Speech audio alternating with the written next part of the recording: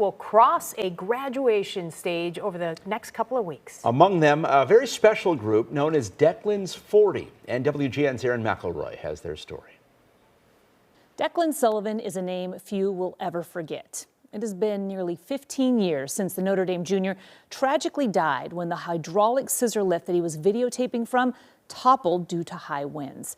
His family could have sued the university, but instead they chose a different path, one that has dramatically changed the course for more than 100 students in Chicago.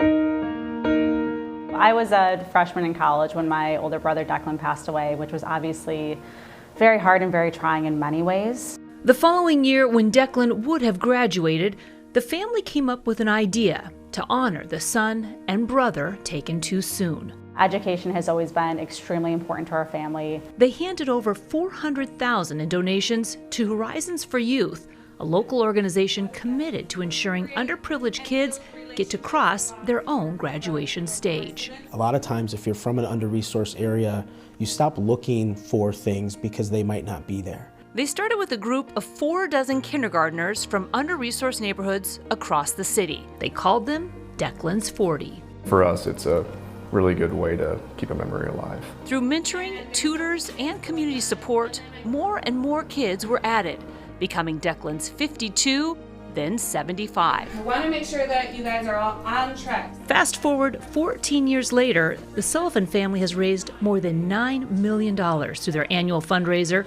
forever changing the paths of 100 Chicago students. You realize what that impact can be when strangers start to help people they don't know but want to make a difference with. That first group, Declan's 40, is graduating this month. When we were in kindergarten, we were the ones that started, and it's been amazing. That was probably the most significant part in my life that's helped me get to where I am now. Cameron Dark will be attending Illinois State University this fall. Melanie Angel headed to the University of Wisconsin. I grew up in Little Village, in like the southwest side of Chicago.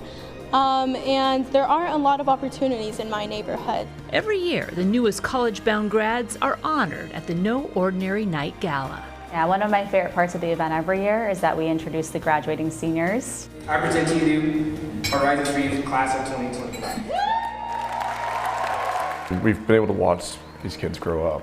Seeing students that were in kindergarten, first or second grade then, now in high school, graduating high school, moving through college, has an incredible impact on how they see their own opportunities. And even though Declan never got to cross that university graduation stage, So I think he would see it as a beautiful, beautiful thing. For the family, seeing them do this, and seeing the grace that they have, and seeing what it means to them, what it means to Win, who was in school when that happened. the siblings like to think their brother has now walked 100 stages, alongside each student known as Declan's grad. It really is a legacy, and I just think that's incredible. It is just an incredible story on so many levels. If you'd like to support more Chicago students through Declan's Scholarship Fund, we'll embed a link for that along with Horizons for Youth. Aaron McElroy, WGN News.